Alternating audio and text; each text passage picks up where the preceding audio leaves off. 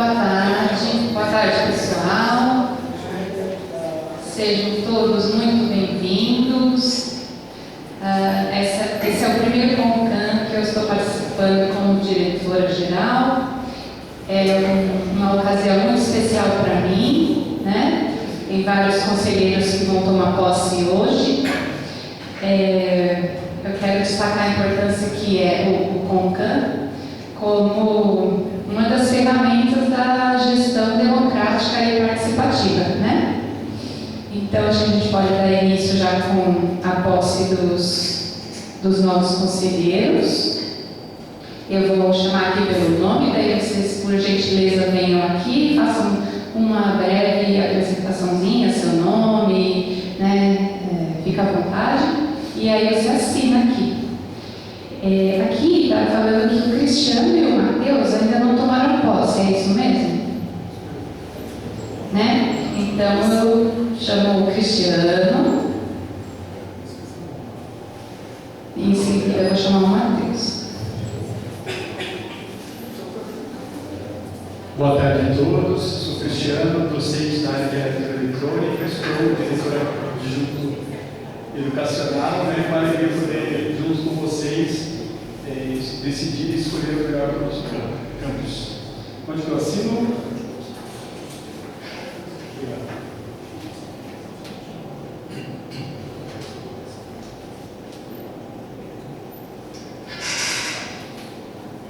Obrigada, Cristiano. Olá pessoal, boa tarde, sou o Matheus e atualmente estou como diretor administrativo.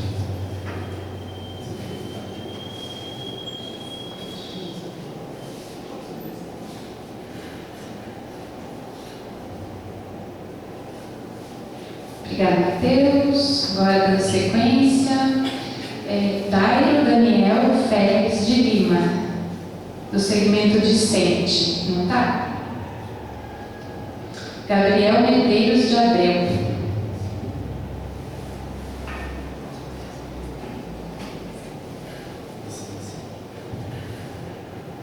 Prazer, eu sou o Gabriel, eu sou do segundo Eletro, faço parte de 2 comissões, algumas monitorias, também sou representante de turma e é um prazer estar aqui e poder ajudar no campus e nas decisões.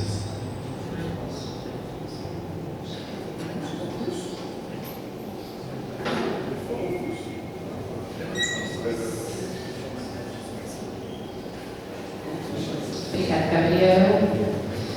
Agora, Nathalie Júlia. Nathalie. Não está? Outro discente. Pedro Henrique Borges.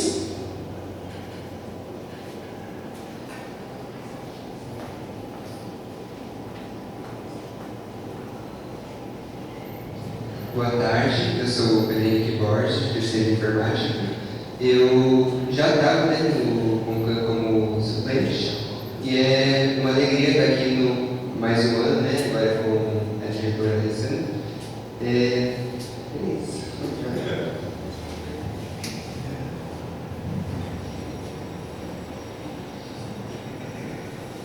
Obrigada, Pedro. Caroline Manoeli.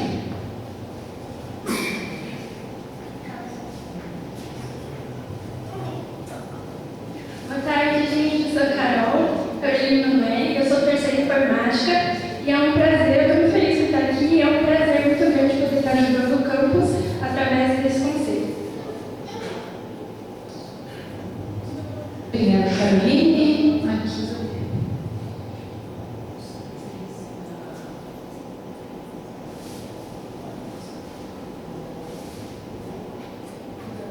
Joia. Bianca Biazeto.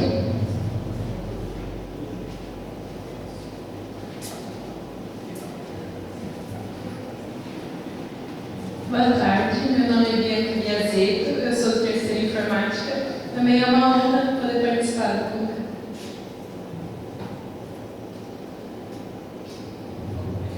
Obrigada, Bianca.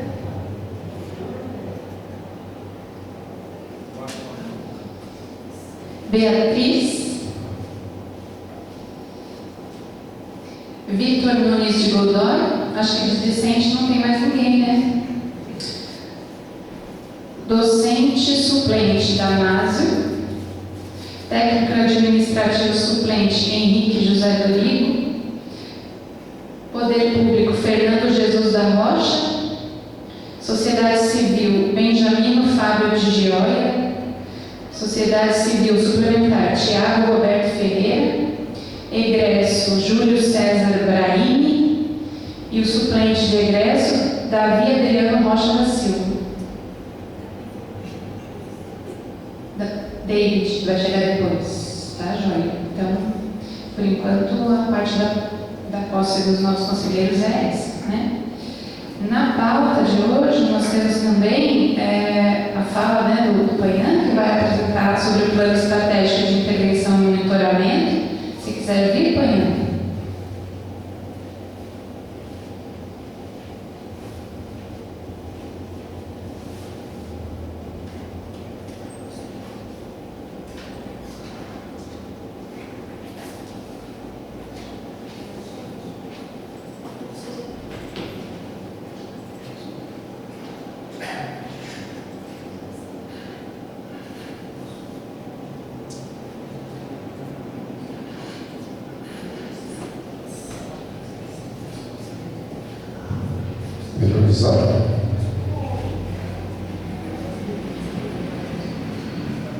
Alessandra, você vai passando para mim? Então, boa tarde. Bom, pessoal, eu não sei se, acho que não é todo mundo que está familiarizado com esse trabalho.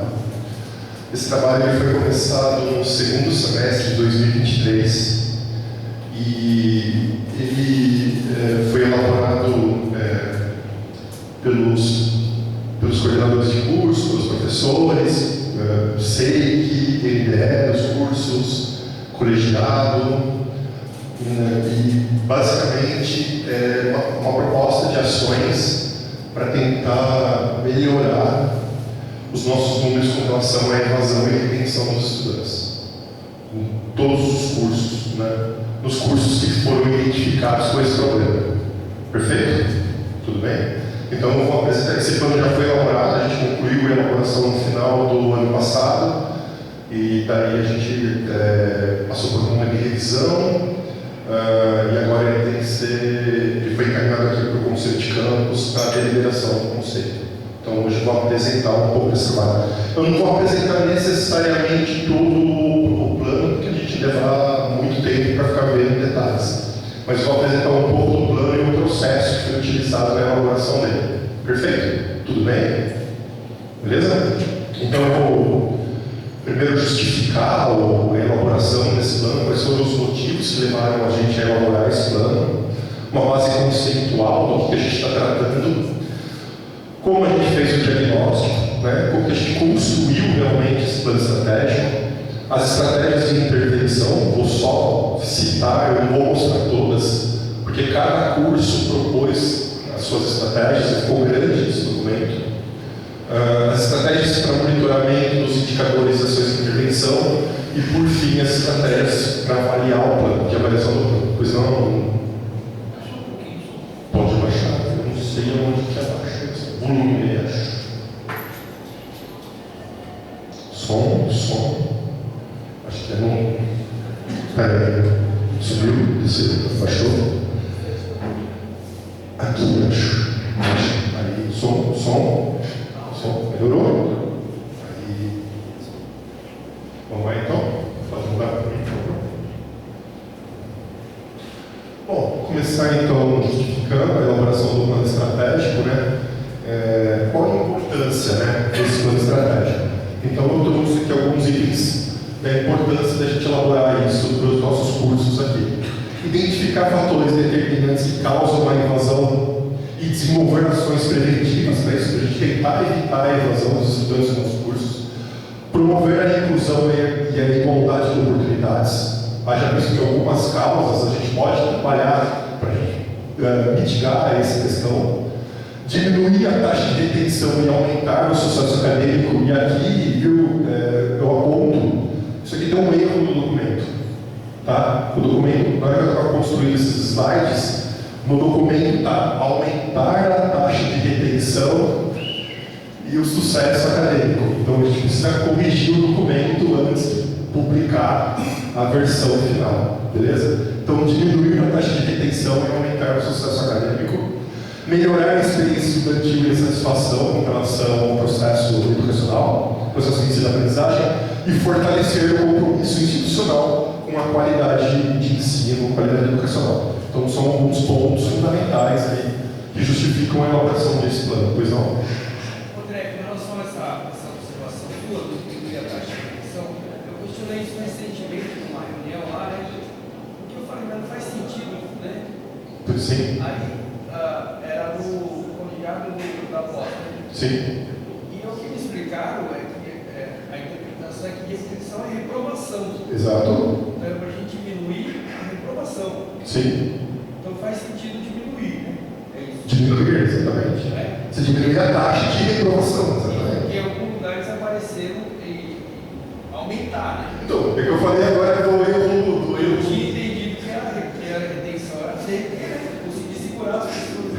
Não, É isso. retenção de reprovação. Reprovação. Isso. Beleza? Obrigado. Perfeito? Pode ir. Mudou? Ah, perfeito. Então, o plano estratégico, esse plano estratégico que a gente elaborou vai permitir o que para a gente?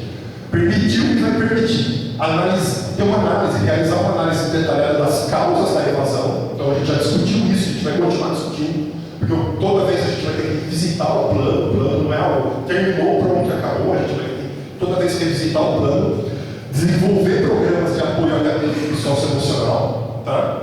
Em cima dos dados que a gente conseguiu extrair, implementar medidas de acompanhamento e monitoramento dos estudantes, dessas taxas de evasão e de retenção, capacitar os professores e a equipe de suporte, pensando nessas questões, e a avaliação contínua e ajustes estratégicos. A gente sempre vai ter que revisitar o plano, não tem jeito. A gente tem que acompanhar os indicadores do plano, acompanhar as ações que foram propostas e revisar esse plano. Depois tem detalhes de como isso vai ser feito. Com relação a alguns conceitos, né? Primeiro, a definição de evasão. O que é evasão? Interrupção de um curso devido a fatores individuais, internos ou externos à instituição de ensino. Então, o aluno larga o curso por algum motivo. Esse motivo essas causas a gente categorizou em 3: individuais, internos ou externos. Fatores individuais, tem alguns exemplos aqui. Fatores como família, trabalho, problemas pessoais, são fatores individuais, fatores que levam o estudante a evadir. Perfeito? Tudo bem? Fatores internos, diz respeito à escola, professores, o currículo do curso. Também fatores que levam os estudantes a evadir ou a reter, por exemplo, os estudantes.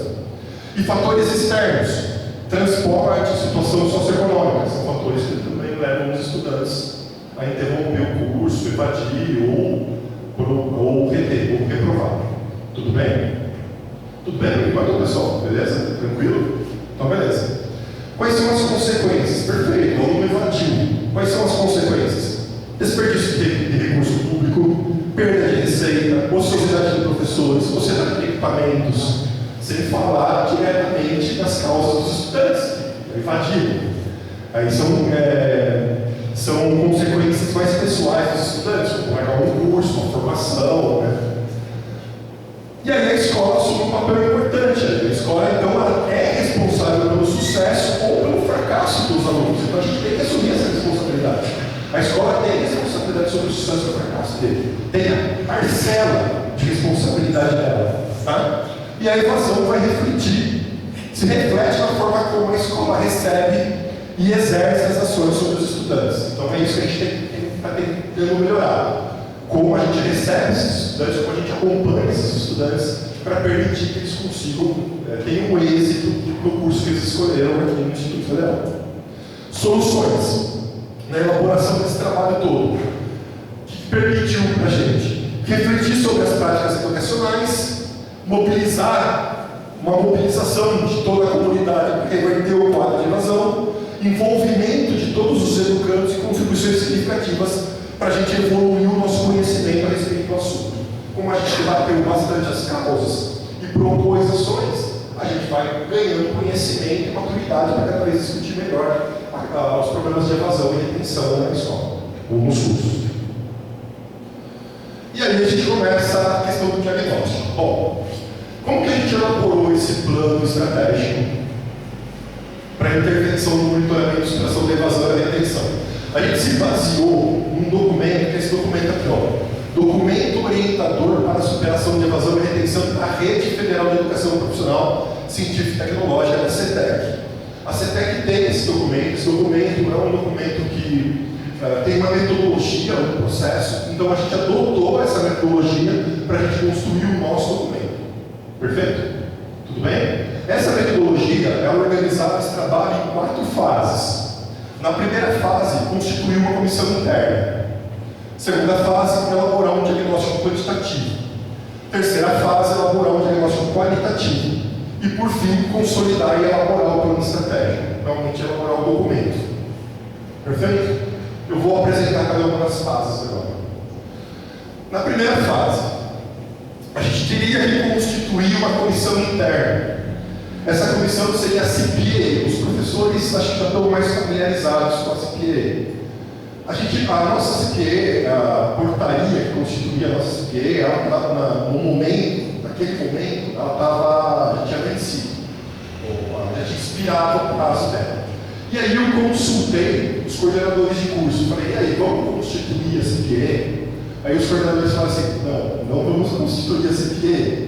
A CPA, gente, é uma comissão daquelas que você tem todos os coordenadores de curso e um representante de cada setor da escola. Então é uma comissão para mais de 25 membros, além de alguns estudantes, mais de 25 membros com a CPA. Então vai muito daquilo do Instituto Federal. Você tem uma portaria que diz, olha, eu preciso ter uma comissão de 25 pessoas, CPA, mas eu tenho uma outra portaria que diz, não, a comissão só pode ter 5 pessoas. Aí os coordenadores falaram, não vamos constituir a CPA. Eu falei assim, tá. Se a gente não for constituir a CPA, como a gente vai conduzir os trabalhos? Aí foi definido que os trabalhos iam ser conduzidos, coordenados pela diretoria de âmbito educacional em conjunto com os coordenadores de cursos, os coordenadores dos setores de ensino.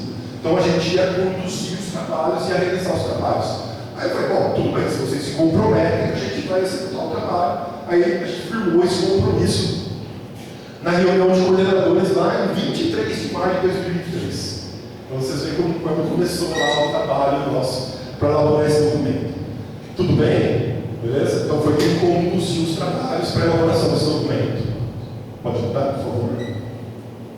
Aí a gente avançou para a fase 2, que foi a elaboração do diagnóstico quantitativo. Bom, o que a gente fez aqui? A gente visitou a plataforma do Peçanha e fez o levantamento dos dados dos nossos cursos regulares. A gente só olhou para os cursos regulares. Então a gente olhou para os 3 integrados, para o técnico concomitante, para a engenharia, ADS, licenciatura em matemática e para pós-graduação em gestão da tecnologia da informação. Por que a gente não olhou para a pós-graduação da licença da matemática? Porque quando a gente começou esse trabalho, não tinham dados ainda de êxito. O curso não tinha formado ninguém. A gente não tinha um ciclo completo do curso. Então, por isso que a gente não levantou os dados da especialização da licenciatura em matemática. E aí, um ponto importante é, como que você vai selecionar um curso que precisa, que a gente precisa de uma intervenção com relação à evasão e êxito? E aí o CETEC estabelece. O CETEC estabelece que a taxa de evasão ou taxa de retenção não pode ser superior a 15%. Então, o pessoal sabe aí as taxas que a gente tem, é um número complicado. Não para o integrado. O integrado atinge isso facilmente, tranquilamente, mas para outros cursos, para a educação social. Não, fica à vontade, pode perguntar.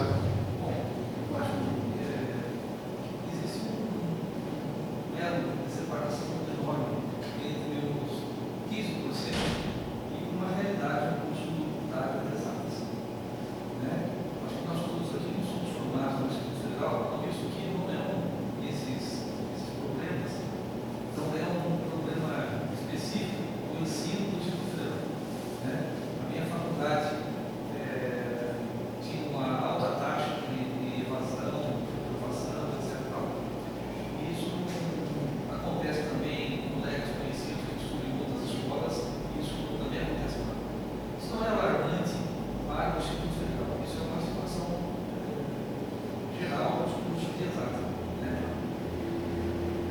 está formando aqui, e a experiência bem de produção, a gente está formando aqui manicure, pedicure, sobrancelha cure, né? São cursos essencialmente repetitivos. O nosso curso é essencialmente tecnológico. Então isso faz uma diferença muito grande entre eles, dentro da brincadeira que eu citei, com o curso que nós temos. Eu penso que diminuir a taxa de informação que foi citada das vendas, isso eu tenho medo, porque quando nós discutimos isso no NDR da engenharia, etc., eu acredito que citou essa resposta a esse item como sendo muito fácil da gente se seduzir para não reprovar, aumentar a aprovação. Aumentar a aprovação simplesmente pode incorrer num outro problema, que é diminuir a empregabilidade. Nós passamos a produzir mais, mas com menos qualidade. Nós passaríamos a produzir mais, porém com menos qualidade. E hoje nós usamos um conceito com as empresas. Eu venho da experiência industrial, sei exatamente o que acontecia quando aparecia um técnico ou profissional do superior vinha da federal ou da universidade. Quando vinha profissionais ou candidatos vindo de escolas que não eram tão renomadas, simplesmente se descartavam como essas pessoas nunca iriam ou nunca foram informadas do porquê que elas não foram contratadas. Porque viram más escolas. Escolas de mau nome. O meu medo de a gente se seduzir, estou dizendo que isso é indicando que é para fazer isso. Estou dizendo que vamos colocar isso em 15%. Vamos fazer diminuir a aprovação e aumentar a aprovação. O meu medo é a gente tomar como referência os meus começar a aprovar alunos que não têm a menor noção de ser um bom profissional naquele momento, que precisa, pelo contrário, às vezes dá um passo para trás, precisa dar 10 passos para frente. Eu quero dizer também que bom exemplo foram os alunos que nós permitimos que avançassem no curso durante a pandemia. Nós temos vários alunos, não são um, não são dois nem três, que retornam às nossas disciplinas, mesmo depois de aprovados, ou para melhorar o seu conteúdo, porque eles estão sem confiança com aquilo que está aprendendo durante a pandemia. Tem exemplo, mas está fenomenalmente uma necessidade disso.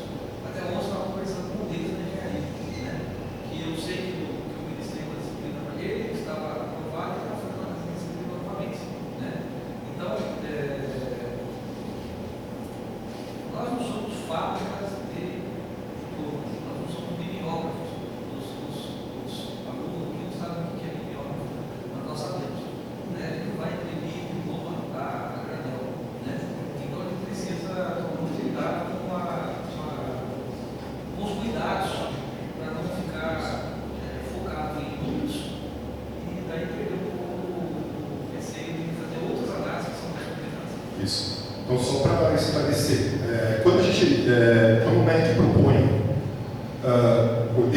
quando o MEC define uma taxa de evasão de retenção de 15%, a gente não está dizendo que uma ação vai ser a aprovação inconsequente dos estudantes, não é isso? A gente está dizendo que a gente tem que buscar causas dessa retenção e propor ações, e não necessariamente essa ação tem que ser simplesmente uma aprovação ou, como o governo do Estado chama lá, a progressão continuada. Não é isso, não é isso. É só que a gente tem uma taxa de retenção maior do que 15%. Tá, vamos olhar, ver qual é a causa. E vamos tentar trabalhar essa causa. É isso. E não a progressão continuada. Deixando bem claro isso. Pois não. Só um exemplo, Luciano. Quando eu participei de algumas reuniões dessa com o CRA, na época desses diagnósticos. Por exemplo, sabe aquele nivelamento que vocês fazem no computador? Nivelamento de matemática. Isso é uma ação para diminuir, por exemplo, a taxa de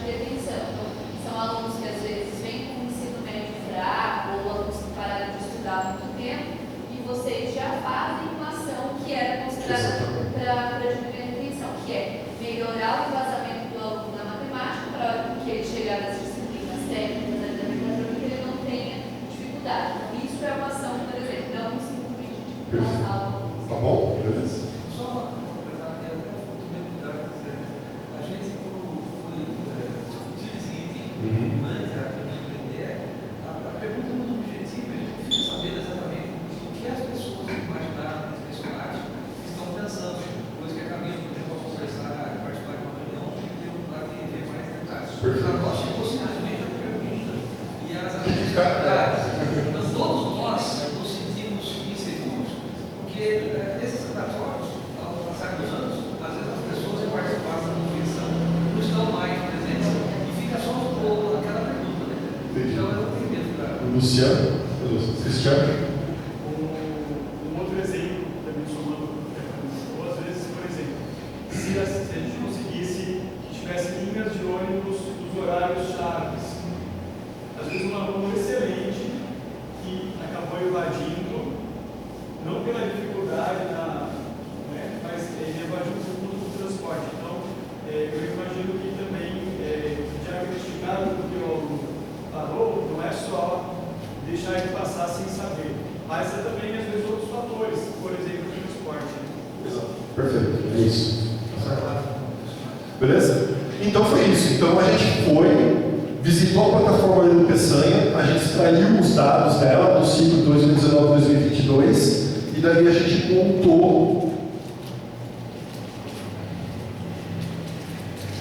algumas planilhas. Bom, o que a gente olhou lá na plataforma? A gente olhou de todos os cursos regulares nossos aqui, a taxa de retenção, que é o percentual de alunos retidos em relação ao total de matrículas, a taxa de conclusão, percentual de conclusão em relação ao total de matrículas, a taxa de evasão, percentual de matrículas finalizadas evadidas em relação ao total de matrículas e a taxa de efetividade acadêmica, que é o percentual de conclusão efetiva em relação à conclusão prevista no início do curso. Ou seja, o estudante que ele entra aqui fazer, por exemplo, o ADS, vou dar o exemplo do ADS. O ADS são 3 anos, perfeito? Ele entrou, ele concluiu em 3 anos.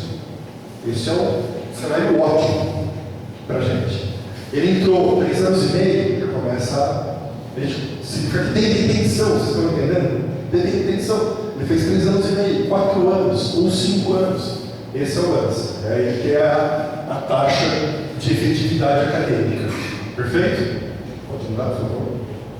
E aqui é um quadro mais consolidado, mas no plano, no anexo A do plano, tem esse quadro aqui por ano, tudo por semestre, tudo bonitinho lá. Depois, acho que o plano foi para o pessoal, né, Marina? O documento. Vocês receberam quando teve... Não? Pode, tá, já era para ter sido. Já era para ter sido. Será que não foi anexo da convocação da reunião? Tá bom, beleza. Então está no anexo A do plano. Então, será que eu consigo chegar mais próximo ali? Então, ó, tem os 3 técnicos integrados. E você pode ver a conclusão, 95%, 95%, 79%. Então, ótimo nível de conclusão, né? Evasão, né? 4, e esse aqui é a mecânica, deu 20 aqui, o técnico integrado em mecânica. E nesse ciclo. E daí a gente foi olhar para ver, a gente teve muita transferência na época da pandemia. Por isso que aumentou o número aqui. Mas não é o índice histórico que a gente tem com relação aos integrados. O nosso integrado é mais ou menos isso aqui, ó, entre 4% e 5%. E assim, a nossa evasão do integrado é transferência. O aluno não pode evadir. Se o aluno do integrado evadir, a gente tem que acionar o conselho tutelar. Então ele pode até transferir de escola. Perfeito? Tudo bem? Aí o técnico concomitante. A gente tem 46% de evasão. Aí é um curso que a gente foi selecionado para a gente fazer o trabalho. Perfeito? A licenciatura em matemática. 76% de evasão. A gente selecionou para ficar atrás. De cada 4, aluno 3 evade. Perfeito? Aqui é Análise de desenvolvimento de sistemas, 50% de evasão. De cada 4 alunos, 2 evadem. Então a gente tem que fazer um trabalho aí. E o JET, 44% de evasão. Então, de cada 4 alunos ali, 2 evadem. Fala, André. Uma pergunta é se a reopção de curso entra na estatística? Reopção de curso quando ele se transfere? Não. Não está contando aqui, vai ficar tranquilo. Não gera esses dados de evasão e retenção. E daí a gente selecionou. Então, a partir desses dados, a gente separou. Bom, então a gente tem que trabalhar com o técnico concomitante de mecatrônica, com análise de desenvolvimento de sistemas, com licenciatura em matemática, com engenharia de controle e automação e com o JET. Foram os cursos selecionados. Lembrando que eu expliquei para vocês o porquê que a gente ainda não tinha dados ainda da especialização da matemática. Pode falar, Pedro. Uma dúvida. Eu entendi que não havia dados da especialização da matemática. Isso. Mas a engenharia de controle e automação, isso não ficou claro que eu não tinha os dados a plataforma do Peçanha, quando eu fiz a consulta desse período, não tinha os dados do ciclo de retenção. Do ciclo. Aí eu não trouxe os dados. Ela não tinha esses dados, aí eu não coloquei. Mas de qualquer forma, eles estavam com 44% de evasão. Então, esses dados eu tinha. Perfeito? Ah, não, desculpa, esse era a gestão. Não, o que não tinha. Eu não tinha os dados do ciclo do JET. Agora, com isso da matemática, eu não tinha dado nenhum. Da engenharia tem para mim.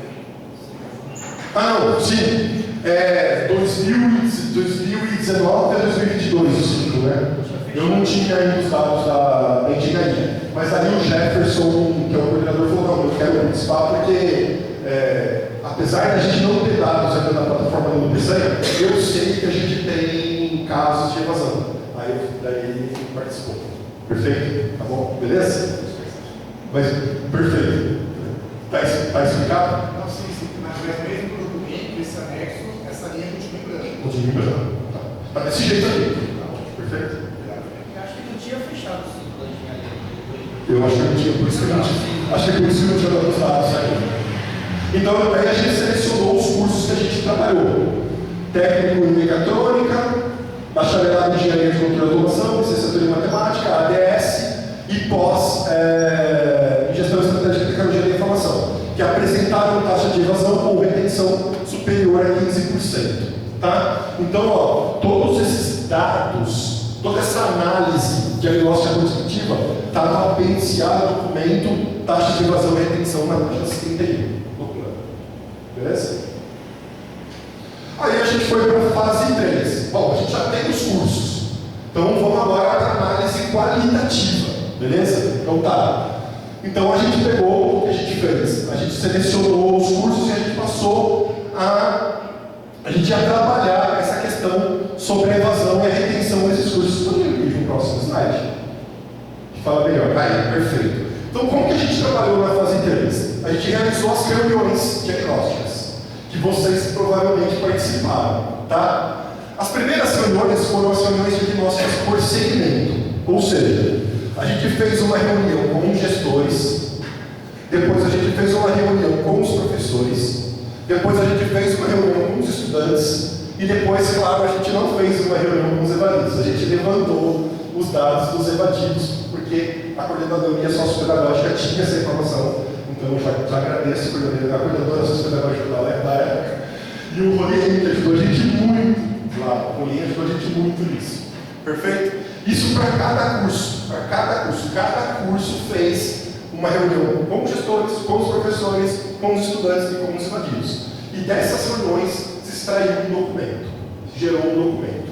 Depois eu volto aqui na de baixo. Pode avançar.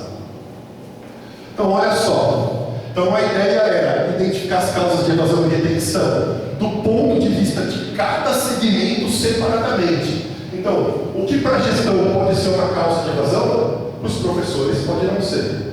O que para os professores poderia ser uma causa de evasão, para os estudantes poderiam não ser. E isso para os evadidos, então, né? Então, acho que por isso que a gente fez reuniões separadas com cada segmento. Perfeito? Tudo bem? E daí, a categorização era por fator fatores individuais, fatores internos e fatores externos. Pode dar uma aí.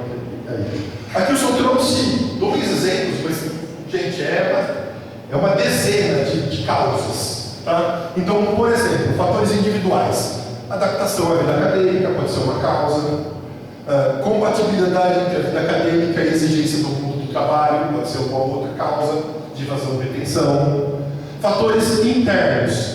Atualização, estrutura e flexibilidade curricular pode ser uma causa. Formação dos professores pode ser uma causa. Fatores externos à instituição. Conjuntura econômica e social pode ser causa de evasão ou retenção. Oportunidade de trabalho para ingresso no curso pode ser outra causa de retenção ou de evasão. Então, eu só coloquei 2 exemplos de cada, mas cada categoria dessa tinha ali uma dezena de possibilidades de causas ali que os segmentos definiram, que eles entendiam que eram causas que geravam evasão ou retenção. E aí, esses documentos, cada reunião gerou um documento. E esses documentos estão lá. Apêndice B. Tem lá os registros diagnósticos por segmento da mecatrônica. A partir da página 73. No apêndice C, registros das reuniões diagnósticas por segmento do engenharia, controle e ocupação. A partir da página 99. Apêndice B, registro das reuniões diagnósticas por segmento de licenciatura em matemática. Apêndice E, registro das reuniões diagnósticas por segmento do ADS. E apêndice F, registro das reuniões diagnósticas por segmento do JET. Então, todos os documentos, resultados dessas reuniões estão nos anexos, estão nos apêndices do plano. Perfeito? Estão disponíveis lá. Volta. Deixa eu ver, vai para a próxima? Não, próxima. Aí.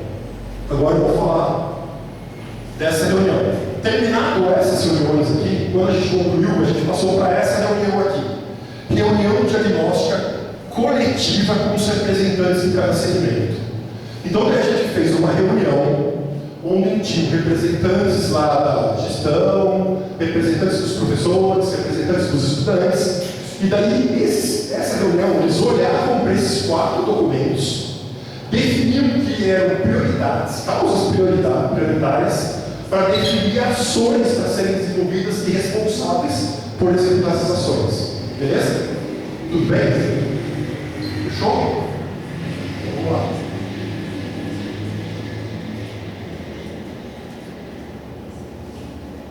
Então, tá aí. O objetivo da reunião diagnóstica por segmento. Já fomos.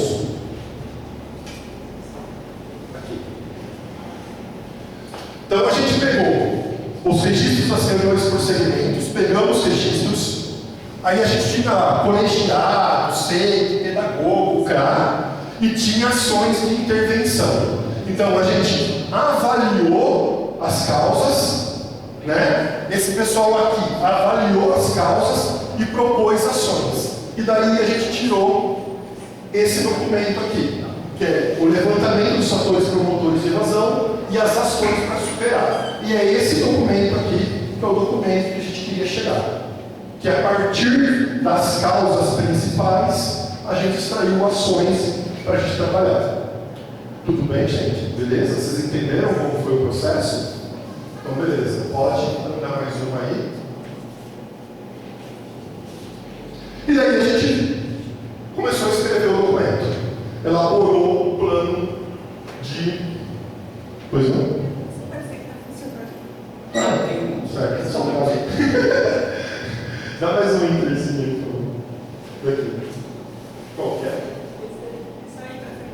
Ah, beleza. E todas, aí, gente, é o seguinte: as estratégias de intervenção, cada curso gerou uma estratégia de intervenção. Estão todas no documento, então a partir lá da página 13. Então tem as estratégias de intervenção do ADS, do concomitante, da engenharia, do JET, da licenciatura em matemática. São documentos grandes, assim. Eu achei que, aí é uma opinião, tá, pessoal, eu achei que tem muita ação, muita causa prioritária. Mas como foi uma primeira vez que a gente fez isso, Eu achei normal que a gente tentasse colocar muito. Eu acho que com a maturidade a gente vai focar um pouco mais. Na hora que tiver as revisões dos documentos, a gente vai focar um pouco mais nas causas. Vamos tentar ser mais assertivos, assim, diminuir um pouco as causas para melhorar as ações. Eu acredito nisso. Tá? Bom, perfeito. Daí, estratégias de monitoramento dos indicadores e ações de intervenção. O documento está pronto. O que a gente faz a partir de agora? Faz isso aqui, ó. Primeira coisa, o plano estratégico que foi elaborado, ele tem que ser considerado na atualização do PPP. Então, esse documento, quando houver a revisão do PPP, ele precisa ser incorporado ao PPP. Perfeito? Beleza? Estou falando do Cristiano, que vai ser ele que vai ter que fazer isso. Responsabilidades. Diretoria Adjunta Educacional, coordenadores de cursos, SEIs, TNE, colegiados, são os responsáveis por avaliar sistematicamente a evolução dos indicadores de acesso. Então, Cristiano, junto com os coordenadores, vocês vão ter que voltar na plataforma da Edupeçanha e verificar se a gente está melhorando. A partir da execução das ações que foram propostas aqui, os indicadores estão melhorando. A gente vai ter que revisitar sempre lá. Está diminuindo a taxa de retenção? Está diminuindo a taxa de evasão? Então a gente vai ter que revisitar toda hora isso aí e avaliar, beleza? Perfeito? Analisar a qualidade do processo de desenvolvimento das ações. As ações estão gerando resultados? E reprogramar as ações não executadas. Aqui vocês puseram essa ação. Vocês não executaram por quê? Não deu por causa disso aqui. Não, então vamos reorganizar, vamos refazer o que vocês pensam, entendeu? Vamos reprogramar ela, qual o prazo final, vamos revisitar o documento. E por fim, o plano será revisado e atualizado a cada 2 anos, coincidindo com a revisão do PPP. Então, sempre que for fazer a revisão do PPP, faz a revisão do plano estratégico de intervenção aí, para melhorar os índices de evasão e retenção. Tudo bem? Esqueci. O que é importante? É importante a gente arquivar a documentação comprobatória da execução das ações, como listas de frequência, vídeos, fotos, atas e relatórios. E por que é importante a gente arquivar a documentação que vai ser gerada a partir do acompanhamento da execução do plano? Porque a documentação ela vai servir de subsídio para mostrar que esse processo está sendo realizado. Por quê? Por que a gente precisa de subsídio? Para mostrar que a gente está trabalhando em relação a tentar melhorar as taxas de evasão, né, diminuir as taxas de evasão e retenção. Por que é importante? Quem passou por renovação do reconhecimento de curso atualmente? A gente precisa disso, a gente não tem como. Se a gente não tiver, e esse plano, mesmo antes de ter passado pelo CONCAN aqui, esse trabalho foi apresentado para os avaliadores do MEC, e os avaliadores do MEC elogiaram muito o trabalho que a gente estava fazendo de construir esse plano e executar as ações. Né? Então a gente precisa apresentar isso, né? Senão a gente acaba tendo problemas. Perfeito? Subsidiar o próximo plano estratégico e atender as demandas de auditorias dos órgãos internos e externos.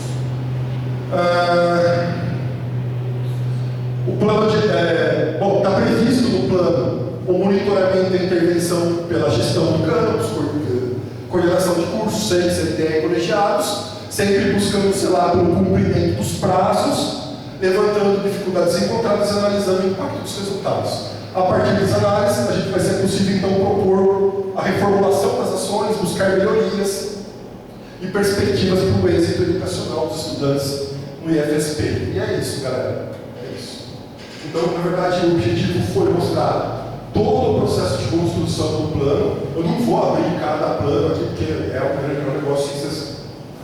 É grande, né? É grande. A gente vai ficar alguns dias aqui discutindo cada ação, mas está aí. Pois não.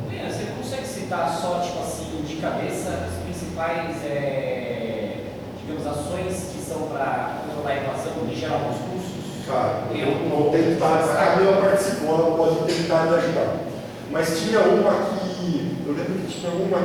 Por exemplo, transporte apareceu muito, praticamente em quase todos os cursos, e é uma causa externa da instituição. O que a gente pode fazer a respeito em relação ao transporte? Reuniões junto à prefeitura, reuniões com a empresa de ônibus, então são esse tipo de ação que a gente pode causar. Essa é uma delas. O que mais? É um tipo 400 reais de van. De van, exatamente. Isso deve mexer muito lá. Isso foi uma. No superior apareceu um pouco da questão de se adaptar à vida acadêmica. Eu não lembro exatamente, acho que era no técnico concomitante, a gente tem alunos um pouco mais velhos, e eles ficaram sem estudar um tempo. E eles retornam a cadeira acadêmica. E eles têm dificuldade nesse processo. Isso apareceu como causa de retenção e de evasão. Na matemática isso apareceu. Na matemática, se você reparar, tem alunos mais velhos, e eles têm essa dificuldade. Isso apareceu como causa também. Daí, ações. Aí monitoria, aulas de nivelamento, tutoria. Aí são as ações lá que aparecem lá. Tá? Mas, de forma geral, tem bastante coisa ali. Tá? Beleza? Legal, isso. Pois não. Por favor, está registrado. Tá bom?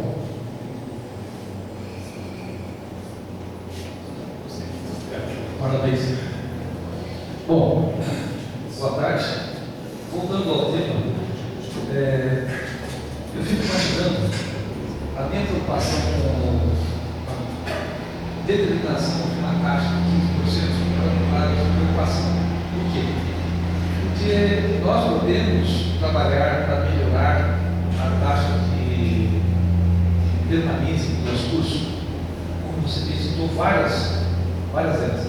Porém, eu me recordo como que nós nos sentimos durante a discussão desse plano junto à IDE, onde os colegas simplesmente, era uma vasta quantidade de perguntas, muitas perguntas, que nos levou a ficar 3 dias, 3 reuniões aproximadamente, para a gente conseguir exaurir tudo. E ainda não conseguimos debater tudo durante as nossas reuniões. Levamos esse tema para a nossa casa e da nossa casa sugerimos algumas coisas, por exemplo. Né?